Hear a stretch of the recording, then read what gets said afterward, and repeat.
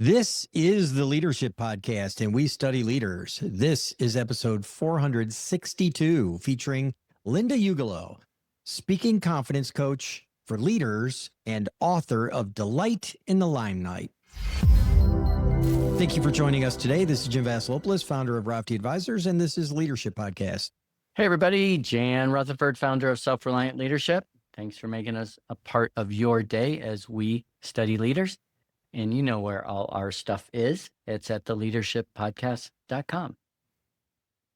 And this episode today is brought to you by Darley, our sponsor. We are very thankful for their support. But they don't just support us, they support all our military and first responders with the equipment they need to ensure mission success, whether that's a water pump, a drone, or emergency medical supplies. Learn more about this fantastic company and the people supporting our nation's heroes at darley.com. That's DARLEY.com.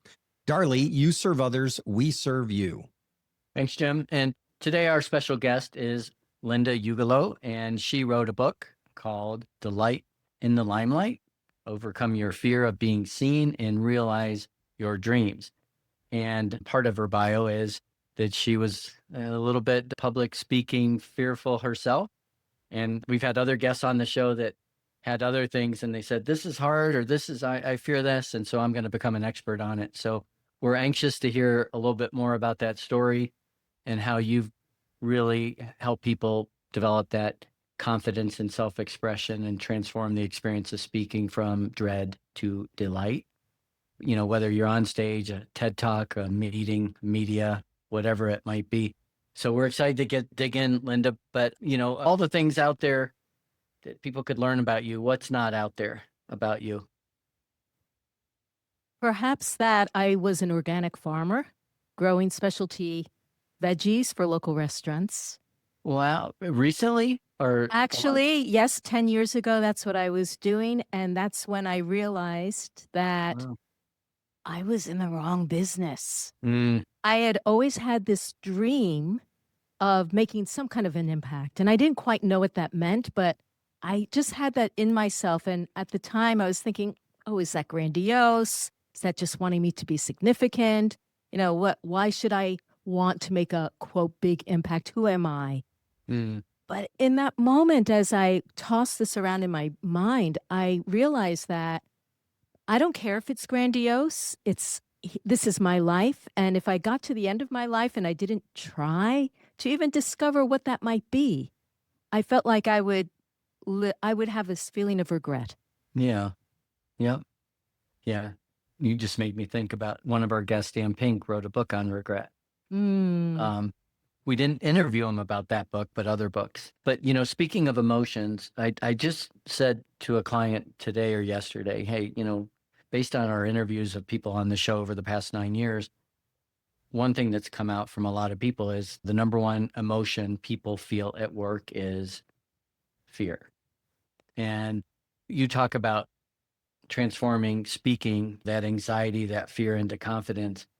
What have you found to be the root cause of most people's fear, and how do you help them reframe it? I wouldn't say there's any single particular cause, but I will say that when there is fear, there's always a reason. And what the reason is going to vary on the particular life experiences, the culture that they grew up in, the family they were born into, the educational system that they were raised through. Because you can have a narcissistic parent, you can have parents who are working two jobs, and with the best of intentions, you feel neglected. You feel like people aren't interested in you. There's no one that you come home to and they say, oh, it's so great to see you. Tell me about your day. And someone who listens to them.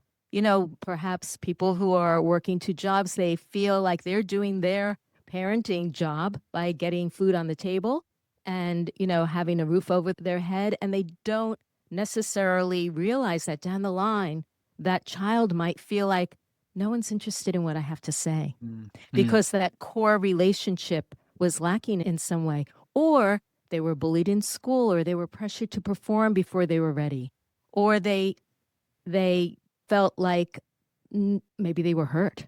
Maybe they, you know, someone someone kicked them in the shins. That what happened to me, actually. My sisters bullied me whenever my mom put me in the center of attention because I was the good one in the family. And she'd say things like, why can't you girls be more like Linda? Which was their cue to attack me and say, shut up, stupid. And it was only when I had that memory that I realized, well, of course I don't feel comfortable speaking on camera or speaking from the stage because there's a part of me that remembers it was dangerous to be put in the center of attention. And that's when I realized that the fear is not a villain. The fear is a messenger to things from our past, messages that we absorbed about keep your head down, don't brag, don't stand out, silence is golden, don't talk back to your elders, or these times that we were bullied or shamed or ridiculed or rejected or pressured to be perfect, that erode at our sense of value and worthiness to take up space, or that made it dangerous for us to be seen and heard. Because if you've been bullied, you're going to want to keep your head down. You don't want to be the center of attention. So this is what I mean by for everyone it will be different, but for everyone there is a reason. Yeah. I like that. Fear is a messenger. Never heard that before. No, I haven't heard that either. I really like that. That stood out to me. I think that's really good. One of the things we talk about when we're talking about leadership and we're helping people and leaders is it's always like self-awareness. Okay. And usually when we talk about self-awareness, like if you have no self-awareness, it's a problem.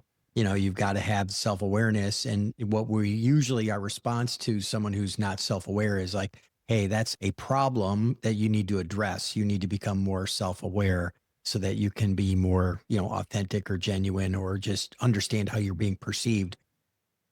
But related to that, but not the same as self-acceptance, which is here's who I am and owning it. Can you talk to us a little bit about like the almost conflicting and yet complementary balance of self-awareness and self-acceptance? Yes, let's start with this idea. You might have heard it growing up. Oh, that person loves the sound of their voice. And it's usually meant as a put down. That person is arrogant. They take up all the airtime. They're not self-aware. I actually teach people to love the sound of their voice. That doesn't mean that they need to take up all the airtime. In fact, it means that they're willing to take up the space when the limelight is handed to them. And they also celebrate when other people are in the limelight. So it doesn't have to be a conflict. I think that we want to be able to delight in our limelight moments. When we get a chance to speak, let's take up this space. Let's allow our words to be heard. If we're going to bother to say it, let them be heard. So I want people to rejoice and love the possibilities that are offered to them when they get a chance to speak and hear, oh, what do I have to say about this? What comes through me in this moment? How do I want to express myself? But that doesn't mean that you want to hog up all the airtime. In fact, I feel like emotional maturity is being able to walk into a room and sense the energy there.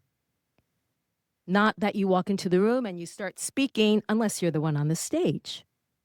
And that's your limelight moment. Let's That's talk different. about that Right. limelight moment, because I think that interests me, because I think there are moments when it's very transparent that someone's handing you the limelight. Linda, we'd like for you to speak to our group, and like you're on stage and you got everything says this is a moment that's all about me, or all about, let's say, me performing. Okay. There are other times when it might be a crisis, when it's like, oh my gosh, we have a crisis, and you might be a leader and everyone looks to you and says, Linda, what are we going to do? And okay, the spotlight's on you. But there are many, many more moments we have during the course of our business day and our work life where it's like there's a power vacuum, or there's a vacuum, and you can seize the limelight, or maybe everyone's waiting for you to do it, but you need to kind of seize it yourself.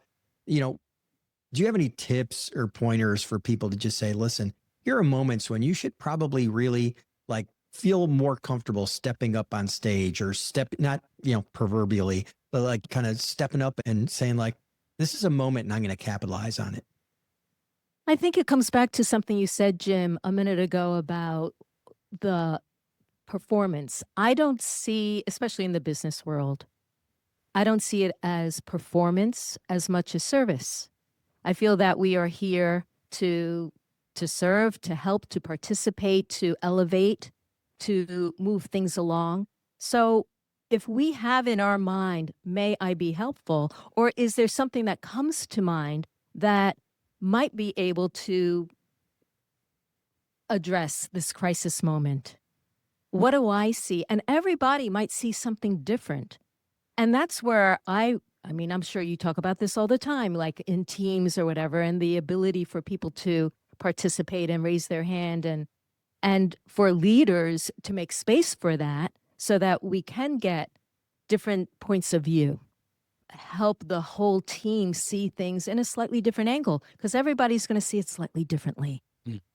And I think that if we are led to believe that our voices are important, let's say on a team, if a leader leads their team to believe that, yeah, I want to hear what you have to say because you might see it differently than me, that then people will be more willing to stand up. If someone is put down or belittled every time they open their mouth, you've all heard of leaders that say, okay, I want to hear everybody's idea. And then when you say it, they go, oh, that's a terrible idea. Of course, no one's going to speak up. So we're not talking about that. We are talking, though, even though there is a leader who has been invitational, there are going to be people who still feel unwilling to step into that place because they have had something in their past that led them to believe it's not safe.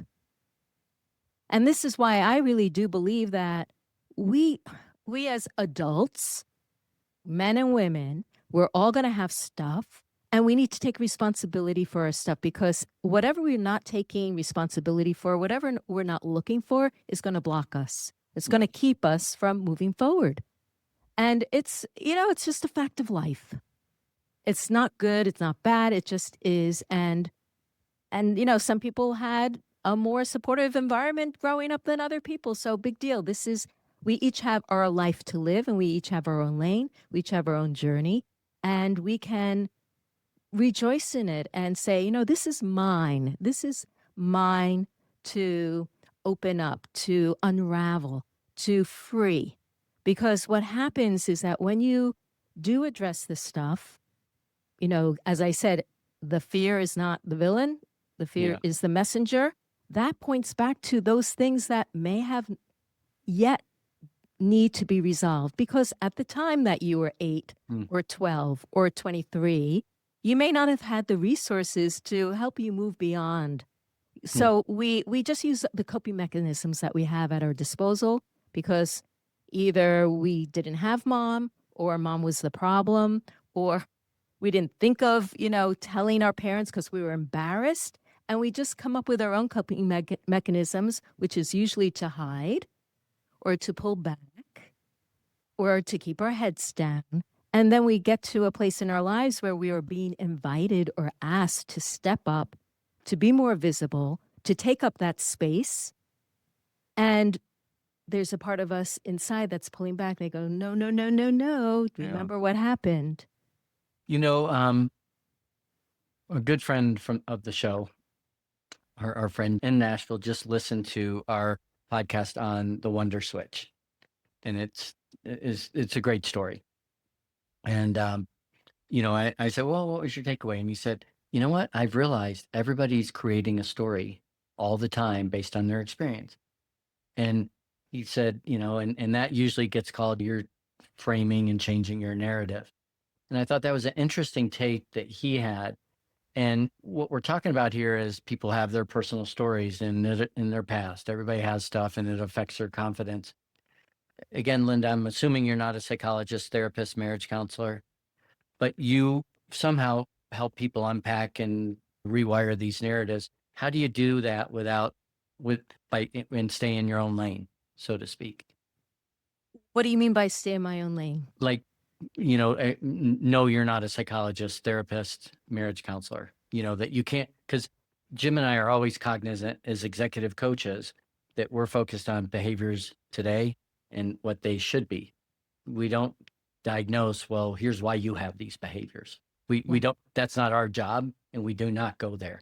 Yeah. Yes. That's the job of a therapist, a psychologist. Yes. My background is in expressive arts therapy. I have a master's degree, but I am not a certified therapist. I never wanted to be one because the program I was in, it was all about going into the back wards of the hospitals and bringing in expressive arts therapy. And what I wanted to do was to help people, quote unquote, regular people who are out in the world be a better version of themselves, to be able to do what they want to do. So I guess what I see myself as, I am a coach. I'm not a therapist.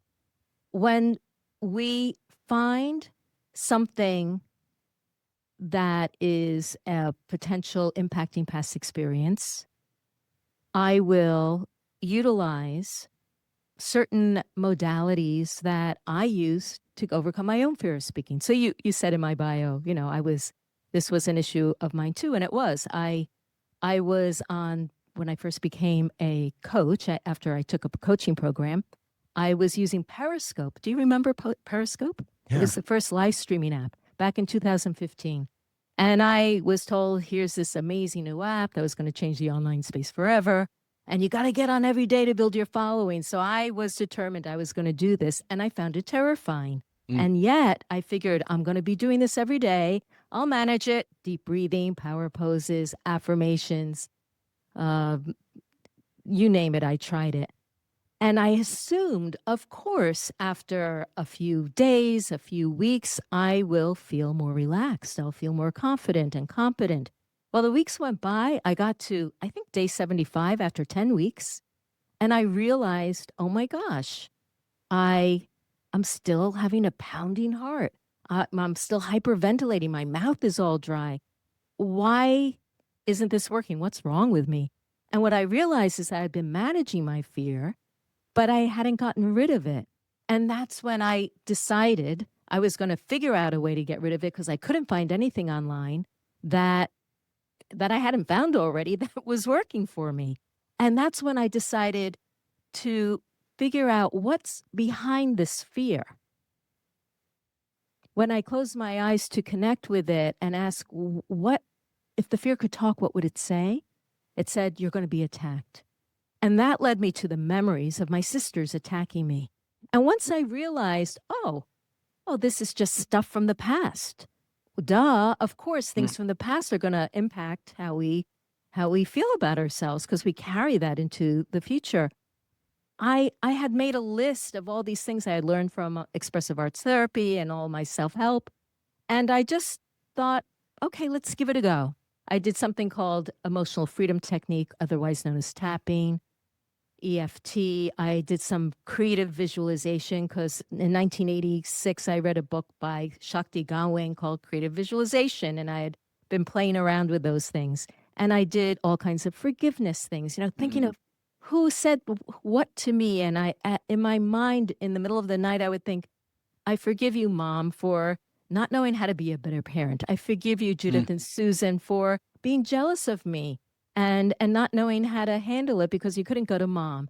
Or, everything that I could conjure up in my memory, I utilized whatever tools I could, think of using. And in the end, which was only 5 days later, my fear was gone. So what am I doing? I'm just simply sharing the things that I learned to do for myself, and that now working with my clients, I've learned to help them. So when you say, what am I doing? I'm doing my own protocol. I'm doing my own multimodality approach. Got it. And I've learned new things because I'm a creative person.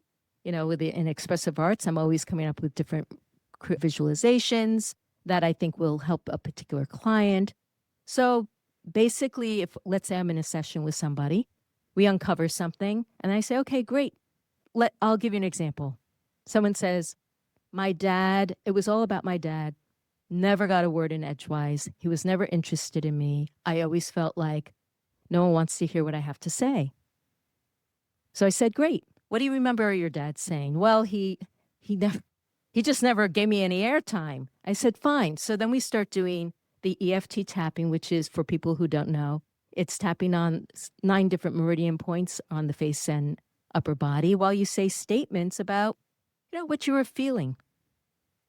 And after we go through this and we journey, or we pull it along to what we wished we would have had, what we would have liked if we could go back, what we acknowledge in ourselves, like how we've grown and how amazing it is that we survived and thrived and we've developed all these capabilities. And soon enough, we're at the end where we're feeling like a willingness to transform this memory, or have a different relationship to the memory. And then I might do some kind of visualization where we clean out the debris, we visualize kind of releasing that experience. And believe it or not, after a session like that, we just move on to the next memory. It's like pretty much taken care of. Occasionally, we might have to circle back to something that we've addressed, but it's not like talk therapy where you're week after week, you're really unpacking everything. No, once we discover what's in that psychic closet of ours, the subconscious, we Yeah. do something with it. We do something to clear it away. So that's how I stay in my lane. It's the way I developed to get over my own fear of speaking. And when people heard that, you did what? That's when people say, well, will it work for me? And I said, I don't know. Let's try. But it did. And that was almost 10 years ago now. And I've been helping people ever Yeah. since. And what we have discovered is that, people go from this place of feeling anxious to, when these things are like cleared out of the way, you can be present. Yeah. You get, Well, let me real quick before we go on to our next question. We're talking about fear, and that applies to first responders, military, law enforcement, all that. And our sponsor happens to help those people overcome their fear by supplying all the equipment that they need, and that company's Darley, DARLEY.com. Yeah, I think one of the things that, you know, a lot of people think is counterintuitive with regard to leadership is if you allow yourself to be vulnerable, you can be a better, stronger leader, more authentic leader. And I think, we've had countless guests through the years, like just kind of ring true on that one. And I think that is, pretty accurate. But I know it also is like something that's important as far as speaking goes and becoming a powerful speaker. What are your thoughts on proper place, tone, tenor with vulnerability as a speaker? well, I think it really depends on the context of it. Are we talking about speaking around the water cooler? Are we talking about, a meeting where you've got goals and tasks and, an agenda? Are you talking about someone who's presenting on the stage to representing the company? So all of these things are going to be a little bit different. I think that when it's something that's internal, Let's talk it's about the differences. Yeah, yeah. let's talk If about it the nuances. yeah. That's really where Yes. it's going to be helpful. Yes. So internally, like if you have relationships with your team and you want them to be able to be free to own up to mistakes they made or whatever, then you have to be the example. You have to be able to say, yeah, that happened to me too. I can't tell you, let's say as a speaker, how helpful it has been the times that I've allowed myself to make mistakes, and I do allow myself to make mistakes all the time, because when I say, oh, what was I saying? And then the people in the audience have a chance to say, oh, you were just talking about XYZ. I say, oh, thanks. And they feel like, well, first of all, it's audience interaction. They get to help. And in fact, they did help me because I forgot what I was going to say. Or if I'm, let's say, enumerating 6 different things and I don't have notes, I'm just going from my head. And while I remember a particular time after the pandemic, I was talking about getting comfortable on camera. I wanted to bring up 6 different items. And before I went to the talk, I said, Linda, you probably are not going to remember all 6. And I thought, you know what? That's okay. Because then I can say, which I did when I got to number 5, I can't remember number 5.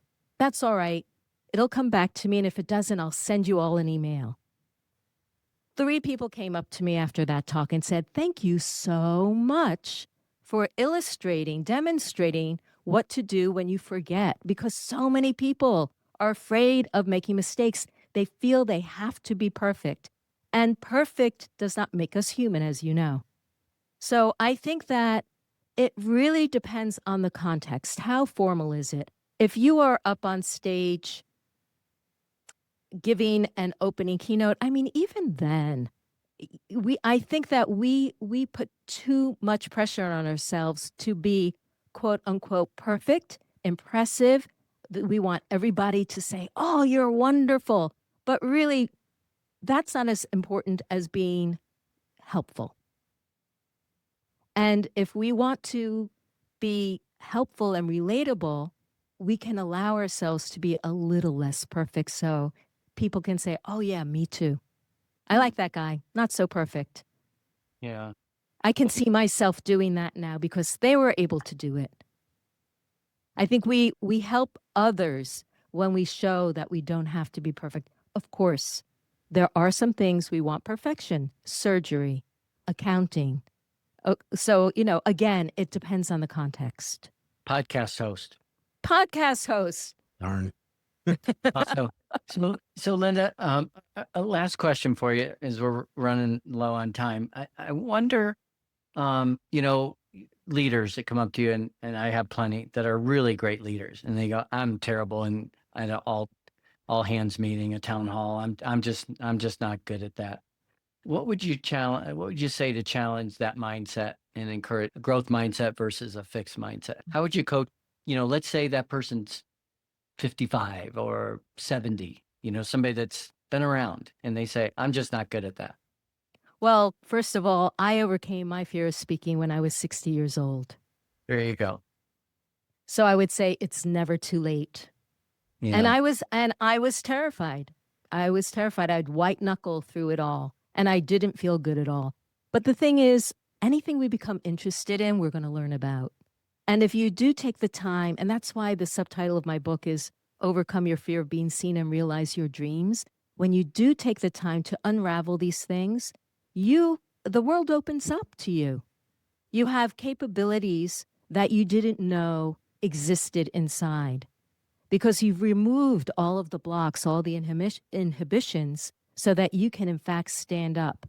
I mean, I've been on 500 stages. I've been on, over 150 podcasts. I've made 700 videos and live streams.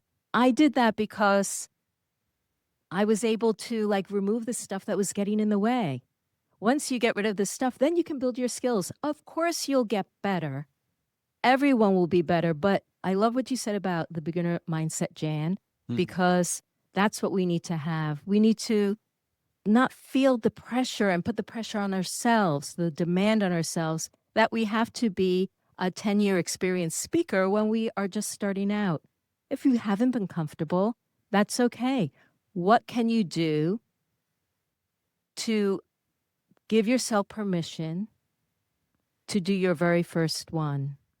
Maybe you're not going to do a half an hour talk. Maybe you're going to just do a 2-minute something in front of the team. Yeah. Maybe you're just going to introduce something. So go step by step. Give yourself something to succeed at that's really, really tiny, that you can almost not help but succeed in. And then build it from there. Get help. Get help too. Yeah. There's so many. I mean, I'm not the only coach out there. I may be the only one who's doing what I'm doing, but there's so many speaker coaches out there helping you create a script, helping you with your delivery, helping with the sound of your voice.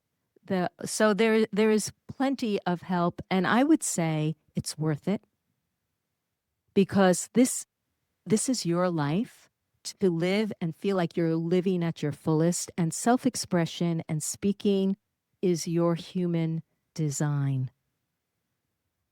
So if there's some place where you don't feel comfortable, let's figure out why and get you to the other side so you can be freely yourself and feel like you can be the empowered person that you are. Hmm. Yeah. Sage advice. As we kind of close out here, Linda, I just want to give you an opportunity to give us some closing thoughts, but I'd love to tie it into, I like the thought of like being an empowered person. And I think part of public speaking is being empowered yourself to empower others. Like, how do you give us some advice as we close out for how our listeners can empower themselves to empower others? First of all, although you may be worried what other people are thinking, sometimes we can be our own harshest critics. I'm sure you've had mindset people. So it's super important that you learn to become your biggest advocate, your staunchest supporter, and not to accept negative commentary toward yourself. Because if you are telling yourself that you're no good, you're not as good as that next person, that's going to diminish your sense of empowerment. So you need to be the person who says, I support you. You can do this. You have it in you. I'm going to give you permission. I'm not going to berate you if you make a mistake. It's okay for you to make mistakes. That's number one. Number two is that take care with the sound of your voice. A lot of times when you're afraid to speak, you'll speak too fast, you'll speak too slow, you'll speak without pausing. And if you're going to speak, people want to hear what you have to say. Allow yourself to really enjoy and really enunciate, really clearly say what you want to say, give it emphasis, be a tour guide, so that when you speak, people know what's important. You emphasize the things that you want them to feel. This is significant. Give your voice some contrast and interest, not just for you, but for the people who are listening to you, because it's then that you're going to draw people in. People are going to want to hear what you have to say because you believe in the value of your words. I think that's powerful advice. Thank you, Linda. You're welcome. Yep. Yeah, it's been a pleasure having you on the show. Thank you, Jim. Thank you, Jan. Oh, you're welcome. For our listeners, that's all we have for you this week. We'll include ways for you to connect with Linda in our show notes, so make sure to visit us at theleadershippodcast.com. And remember, we don't always have an accurate view of our own potential. I think most people who are frightened of public speaking and can't imagine they might feel different as a result of training, don't assume you know how much potential you have. Sometimes the only way to know what you can do is to test yourself. Scott Adams. It's a wrap. The Dilbert guy, Scott Thanks Adams? for listening to the The Leadership Dilbert guy, Podcast. Scott Adams. To Oh, listen to wow. more shows or to access the books and content discussed on this show, be sure to visit theleadershippodcast.com. The material in this podcast is copyright by Rafti Advisors and Self-Reliant Leadership and must have written approval before commercial application.